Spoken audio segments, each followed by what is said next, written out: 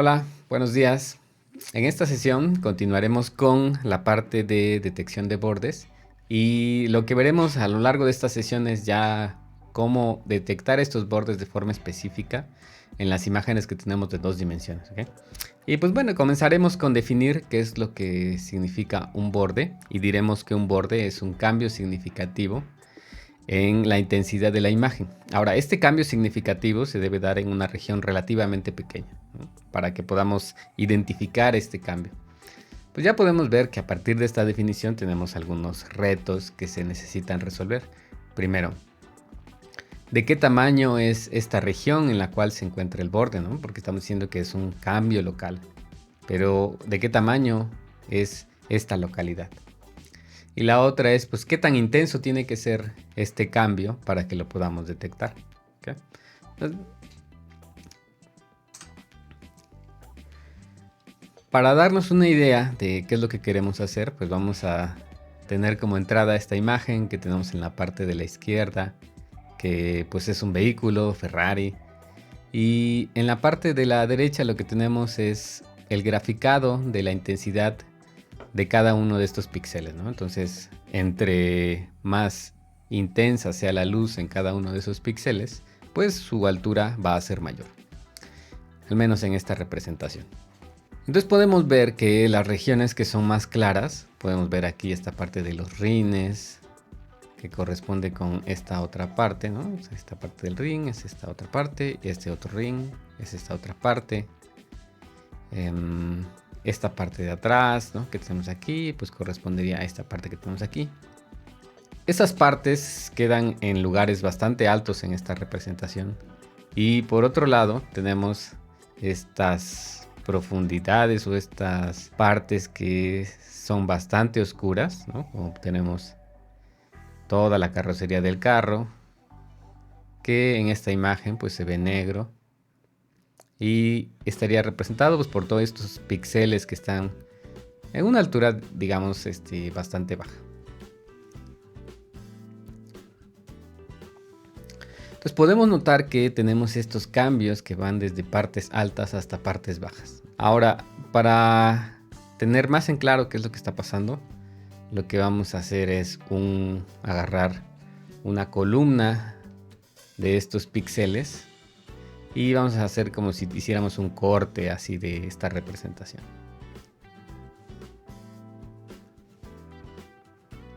Entonces, este corte significaría que estamos agarrando la columna número 400 y estamos aquí representando todos los píxeles que tenemos en esa columna. Lo que podemos observar en esta figura es que tenemos diversos cambios en la intensidad conforme vamos a irnos desplazando aquí en Y. Entonces, conforme nos vamos desplazando, podemos ver que hay un cambio en la intensidad aquí gradual y después tenemos un cambio abrupto aquí en esta intensidad, ¿no? Que baja hasta prácticamente 0.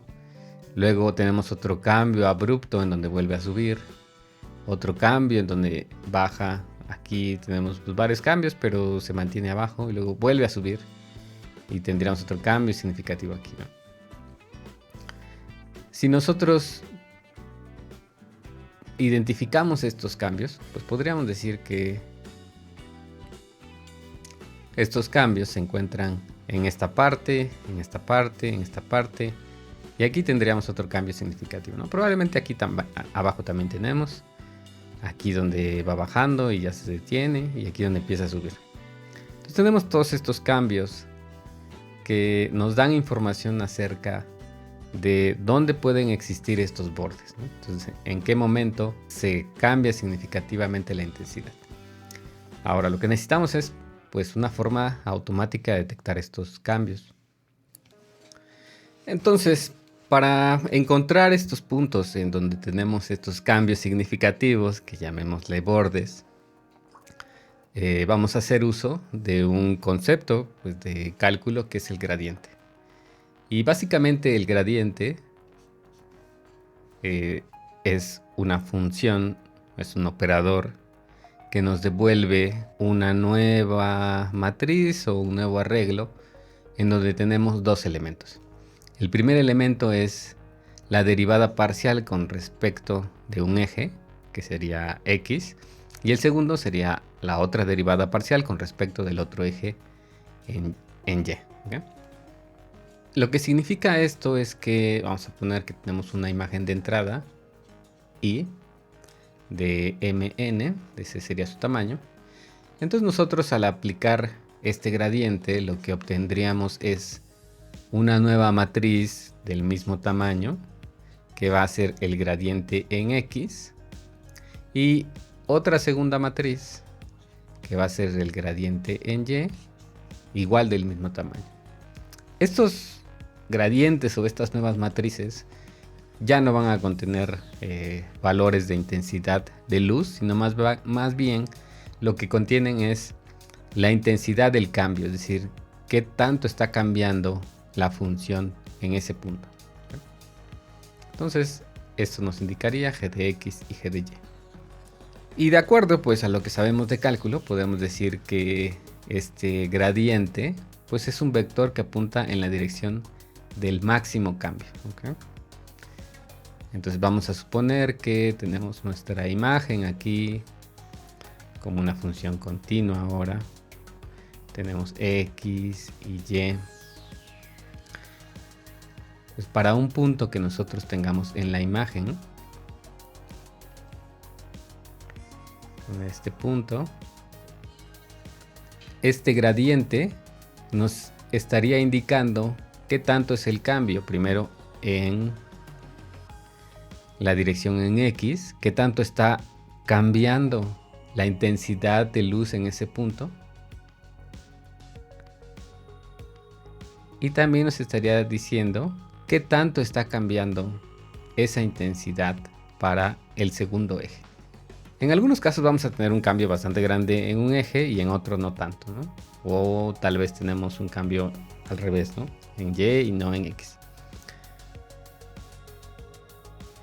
Entonces, si nos damos cuenta, este elemento que nosotros tenemos aquí, que tiene estas dos componentes en X y en Y, nos está representando un vector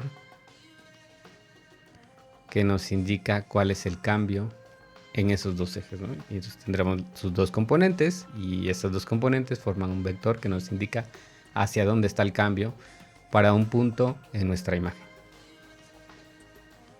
Entonces, como decíamos, este gradiente, que es un vector, pues ya al usarlo como el concepto de vector, pues podemos determinar ciertos parámetros de este vector. Pues el primero es que sepamos cuál es la magnitud de ese gradiente. ¿Okay? Aquí nos faltaría esto, cuál es la magnitud de ese gradiente. Entonces lo que tendríamos es básicamente, recordemos que tenemos nuestras componentes, el gradiente en X y el gradiente en Y. Y la magnitud pues, nos va a decir cuál es el tamaño de este vector que se está formando a partir de estas componentes, ¿no? Simplemente pues lo calculamos a partir de la norma de ese vector. También cabe señalar que en algunos otros lados el gradiente se representa con un triángulo invertido, esta letra nabla, y por ejemplo se expresa como es el gradiente de f, ¿ok? Y entonces esto nos estaríamos refiriendo a lo mismo, ¿no?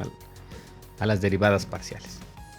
Ok, estábamos diciendo que pues este gradiente, este vector, puede tener otras propiedades que le podemos determinar y una de ellas es el ángulo o la dirección en la cual se encuentra el gradiente.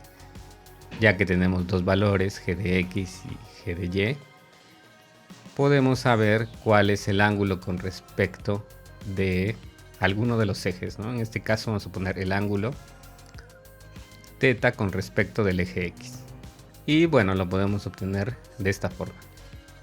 Ahora, este ángulo nos puede servir para determinar en qué dirección está cambiando la intensidad de los píxeles, ¿no? Entonces en la imagen podemos decir el cambio se está llevando hacia la derecha, se está llevando hacia arriba, el cambio es hacia atrás, ¿no? Hacia la izquierda, etcétera, ¿no? Podemos utilizar este ángulo para calcular también diversas propiedades, como veremos adelante.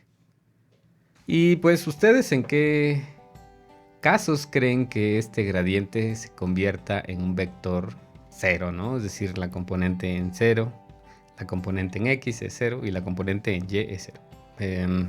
Pues piénsenle, ¿no? ¿Cuándo estos gradientes se van a convertir en 0? ¿No? Pónganle pausa al video, pues hagan sus comentarios.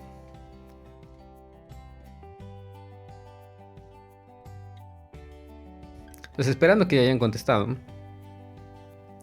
Este gradiente va a ser 0 cuando nuestra imagen tenga un mismo color. O sea, la imagen no tiene cambios de intensidad, simplemente tiene un mismo color. Entonces el gradiente ahí es 0 porque no tenemos cambios de intensidad en la imagen. Bueno,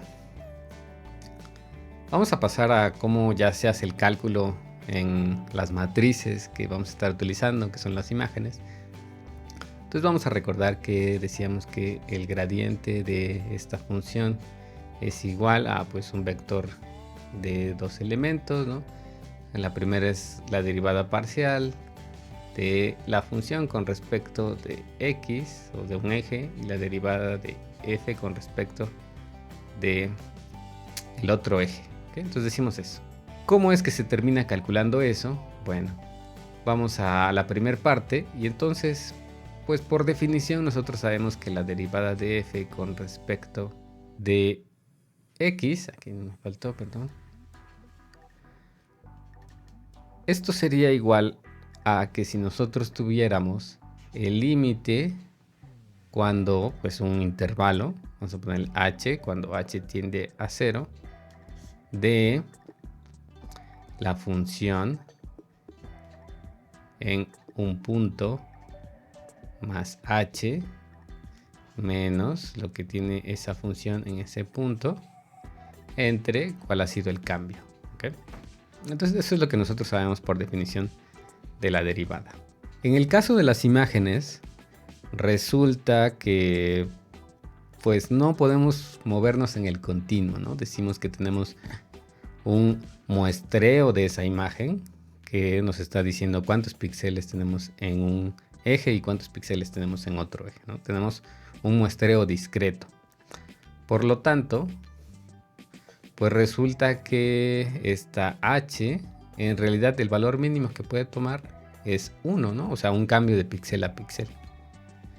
Entonces esto terminaría siendo que tuviéramos f de x más 1 menos f de x entre el cambio que va a ser un píxel, ¿ok? Y entonces básicamente pues ya llegaríamos a que f de x más 1 menos f de x. Entonces ya lo que podemos observar aquí es que para calcular el gradiente en un eje, en este caso x, simplemente lo que tenemos que hacer es a el siguiente píxel, que sería f de x más 1, restarle el anterior, ¿no? Termina siendo un proceso relativamente sencillo, en el cual para sacar el gradiente en un eje, lo que hacemos es al píxel actual, o digamos, vamos a decirlo de otra forma, al píxel siguiente le restamos el píxel actual. Y entonces es como llegamos aquí pues a estas fórmulas en donde decimos, bueno, el gradiente en x es algo similar a restar cada uno de estos píxeles, ¿ok? Mantenemos aquí el renglón y restamos en x. ¿Okay? Y el gradiente en y, lo que haríamos es mantenemos x y vamos restando los píxeles en y. Entonces, es así como pues ya se va a implementar el gradiente a la hora de estarlo calculando en las imágenes. Entonces ya aquí tenemos nuestro cálculo del gradiente para esta imagen donde tenemos un gato. Está medio espantado nuestro gato. Y lo estamos calculando en el gradiente en x y el gradiente en y. ¿Okay? Pues aquí igual, por favor, pónganle pausa y lo que vamos a determinar es si esta imagen corresponde al gradiente en X. Vamos a ponerlo aquí, las opciones: gradiente en X o gradiente en Y. ¿Qué gradiente corresponde a cada imagen, ¿no? Obsérvenlas y piensen en cómo quedaría el resultado de ir restando los píxeles. ¿Ok? Entonces, bueno, piensen.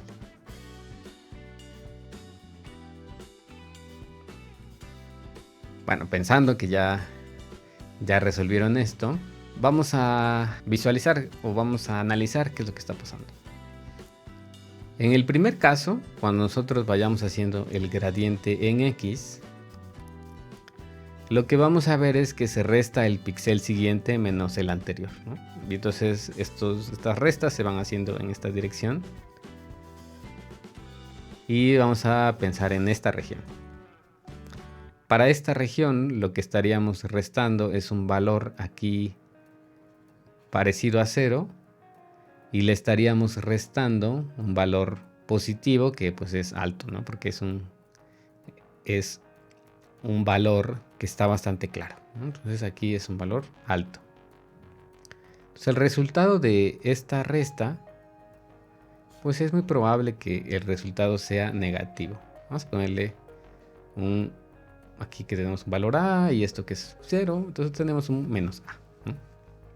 Entonces tenemos un valor negativo en este cambio que nosotros estamos haciendo acá. Vamos a fijarnos ahora en esta otra región. Estaríamos pasando de un valor bajo, que es casi 0, ¿no? Esta parte del gato que está oscura, un valor casi 0, a un valor alto, que vamos a poner que también es A. Entonces tendríamos un valor grande, ¿no? Más A. Entonces el resultado del gradiente podemos ver que va a tener un rango ahí de negativos hasta positivos, ¿no? Vamos a suponer que lo graficamos así y que los negativos pues van a ser oscuros y que los más claros o los más altos, positivos, van a ser blancos. Entonces en este pequeño cambio, lo que vamos a ver aquí es valores oscuros. Y aquí en este segundo cambio vamos a ver valores claros. Entonces ya ahora analizamos las dos imágenes que tenemos aquí. Y bueno, pues podemos ver que esta primera imagen corresponde con lo que nosotros estábamos diciendo, ¿no? Aquí en esta parte en donde hay un cambio de blanco a negro, pues resulta que tenemos un valor negativo y que se convierte en algo oscuro, ¿no? Que está muy abajo. Y luego en este segundo cambio lo que podemos ver es que tenemos estos valores, aquí esta línea blanca, porque pues tenemos un valor positivo ahí de este gradiente, ¿no? Podemos ver esta parte blanca. Ok. Y bueno, pues el mismo razonamiento podemos utilizar pues para identificar el gradiente en Y. Ahora, en este gradiente las restas se van haciendo, digamos, en esta dirección. Y por lo tanto, aquí vamos a borrar ya esta parte. Por lo tanto, aquí podemos ver estos cambios, ¿no? Que tenemos aquí, que va de blanco a negro, ¿no? Que estaríamos restando a un valor bajo, le estaríamos restando un valor alto. Entonces eso va a quedar como negativo esta parte. Y luego en esta parte de abajo del gato está su cola, ¿no? Podemos ver que va de un valor oscuro a un valor positivo. La resta del positivo menos el 0 pues va a ser positivo, ¿no? Entonces vamos a tener un valor alto, por eso es que aquí se ve blanco. Y también podemos notar, bueno, ya ahora comparando los dos gradientes que tenemos en X y en Y, podemos notar que, por ejemplo, en el caso del gradiente en X, no se notan tanto estos cambios, ¿no? O sea, estos cambios que están en el otro eje, que decíamos, este cambio aquí no se nota tanto, ¿no? Y acá arriba tampoco se nota tanto este cambio, ¿no? Que va de negro a blanco. tampoco se nota tanto. Los que sí se van notando son estos cambios que están en esta dirección. Y lo mismo pasa con el gato, ¿no? Aquí digo, en este gradiente en Y, pues estos cambios que se dan en esta dirección no se notan tanto, ¿no? Aquí este cambio pues casi está imperceptible. Este también, ¿no? Está casi imperceptible. Por eso es que pues son importantes las dos componentes del gradiente, porque uno te determina los cambios en una dirección y el otro en la otra dirección. Y entonces pues ya podemos darnos cuenta de por qué es importante el calcular las otras dos propiedades, ¿no? Que decíamos la magnitud, que lo que va a hacer es combinar estos dos gradientes en una sola matriz, y a cada píxel entonces le vamos a obtener cuál es la magnitud de ese gradiente y ya tendríamos una sola representación. La ventaja de la magnitud es que también ya evitamos los valores negativos, ¿no? Al volverse cuadrados, pues entonces ya eliminamos los negativos. Ahora resulta que si nosotros recordamos lo que hacíamos en filtrado, en donde teníamos un kernel y este kernel lo pasábamos en toda la imagen, y lo que resultaba es que en la convolución o en el mapa que nosotros obteníamos a partir de esa convolución, se resaltaban las posiciones en donde se encontraba ese kernel, ¿no? Esto mismo lo podemos utilizar para encontrar estos bordes que nosotros tenemos, ¿no? Podemos definir un kernel, vamos a suponer este kernel, y al momento de hacer la convolución, lo que vamos a encontrar son estos cambios desde -1 a 1.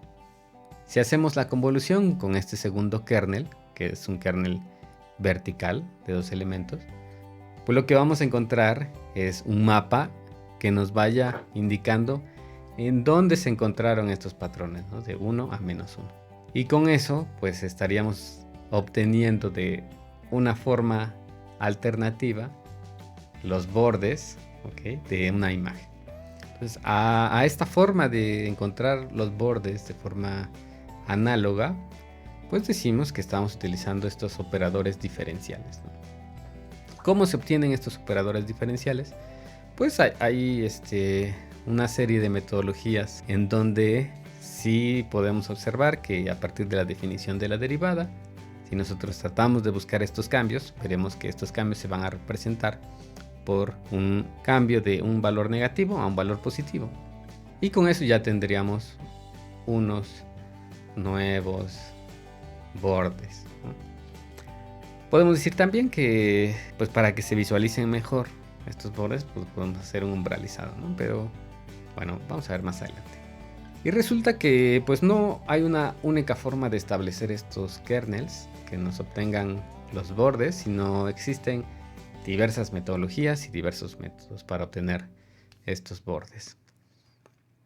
Entonces tenemos diversos operadores. Por ejemplo, que es el operador Sobel. Podemos ver que no es el cambio únicamente de 2 píxeles, sino involucra una vecindad de estos píxeles. En este caso estamos obteniendo los bordes en la dirección X. Y estos otros valores nos ayudan un poco a también detectar estos bordes que están un poco en diagonal, ¿no? No necesariamente vamos a medir el cambio de el píxel siguiente al anterior, sino también involucramos un poco la vecindad y vemos que este cambio pues se esté obteniendo en toda la vecindad, ¿no? Aquí igual, este es un cambio que estamos midiendo en esta dirección. Y entonces estamos involucrando también a la vecindad, ¿no? A los píxeles que están ahí vecinos. Vamos a poner un ejemplo, ¿no? Ya esto está en la implementación en el repositorio, en los programas que tenemos de Python con OpenCV. Y tenemos como entrada esta imagen que les mencionaba de nuestro F40. Y aquí estamos aplicando estos operadores, el operador Sobel. Aquí en el sentido positivo hacia la derecha, podemos ver que estamos obteniendo pues también gradientes y por lo tanto pues algunos bordes. Y entonces podemos notar estas partes, ¿no? Aquí esta parte. Y podemos notar estos cambios también aquí. Este cambio, ¿no? Que se da aquí. Que son bastantes visibles, ¿no? En el segundo caso, pues estamos utilizando el operador Sobel. Y lo que podemos notar son, este cambio es bastante notorio, ¿no? Que va aquí, en la parte de abajo. Y aquí en la parte de arriba también tenemos un cambio bastante notorio. Y luego, si las combinamos con la magnitud, pues lo que va a hacer la magnitud es, pues ya los vimos, elevarlos al cuadrado, sumarlos y sacarle la raíz. Entonces, ya con la magnitud, todos los bordes se vuelven positivos. Ya no tenemos estos bordes negativos, entonces podemos identificar fácilmente aquí que tenemos esta parte de abajo, aquí otro borde, etcétera, ¿no? Y en general esto pues ya se ve mucho mejor, los bordes se ven bastante bien. Y existen más operadores, por ejemplo tenemos Roberts, Prewitt, etcétera. Y no solo podemos sacar la primera derivada, que es lo que hacemos en el gradiente, sino podemos ir a la segunda derivada. Aquí, por ejemplo, en esta ilustración, pues lo que podemos ver es, esta es nuestra imagen, ¿no? Que viene en valores bajos y cambia de intensidad a valores altos. Entonces la primera derivada lo que nos va a encontrar pues son estos cambios, en donde dice hay un cambio bastante grande en este punto, ¿no? Que sería la pendiente aquí, pues este es el valor de esa pendiente. Y también podemos buscar segundas derivadas, ¿no? Es decir, como cuál es la aceleración que tenemos de ese cambio, ¿no? Y ya entonces los bordes quedarían en estos puntos intermedios en donde se acelera ese cambio. Luego ya no hay, digamos, aceleración de ese cambio, sino empieza a disminuir el cambio. Entonces podemos encontrar estos bordes también a partir de las segundas derivadas. Y entonces, pues ¿creen ustedes que esto es suficiente para encontrar los bordes, ¿no? ¿Qué es lo que va a pasar con el ruido, ¿no? ¿Qué creen que va a pasar? Bueno, pues, anótenlo ahí, hagan sus comentarios. Y bueno, pues vamos a ver un ejemplo. Tenemos aquí a Lena de entrada, ¿no? Tenemos esta imagen. Sin embargo, esta imagen está bastante ruidosa. Al momento de aplicar estos operadores para encontrar los bordes, pues el resultado no es tan bueno, ¿no? O sea, este resultado la verdad es que pues es muy difícil de resaltar en qué lugares están los bordes. Sí hay unos lugares, ¿no? que sí podemos ir identificando, sin embargo, pues se vuelve más complicado. Entonces, probablemente lo que necesitamos es hacer primero un filtro gaussiano para que nos suavice la imagen, nos borre estos cambios tan abruptos que tenemos en poco tiempo y entonces podamos encontrar los bordes de una forma más precisa, ¿no? Más adecuada. Y si recordamos lo que nosotros platicábamos cuando veíamos la convolución, veíamos que la convolución tiene ciertas propiedades, ¿no? Y entonces el proceso general sería: tenemos nuestra imagen, aquí nuestra imagen Y, hacemos una convolución con nuestro filtro gaussiano para suavizarla y luego tenemos nuestra convolución con nuestro operador Sobel, por ejemplo, que nos va a obtener cuáles son los bordes. Y yo les pregunto, entonces, podemos hacer esto, primero hacer nuestro operador convolución con la gaussiana, obtener un kernel aquí, vamos a llamarle K de este resultado, y eso hacerlo convolución con Y. ¿Podemos hacer eso? Entonces, pues sí, por las propiedades de la convolución podemos hacer eso. Y a este nuevo operador pues se le denomina como la derivada de la gaussiana, ¿no? Y podemos sacar también varias derivadas de la gaussiana. Y es así como llegamos a este operador, el laplaciano de la gaussiana o el Mexican hat.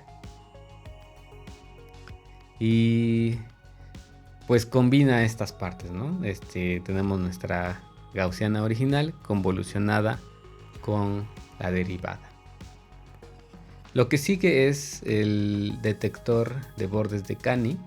Este detector de bordes de Canny, pues yo creo que lo vamos a ver en una sesión especial, ¿no? Para que entremos a los detalles y también para que veamos parte de la implementación de este detector de bordes de Canny. Así que pues bueno, pues nos vemos en la siguiente sesión.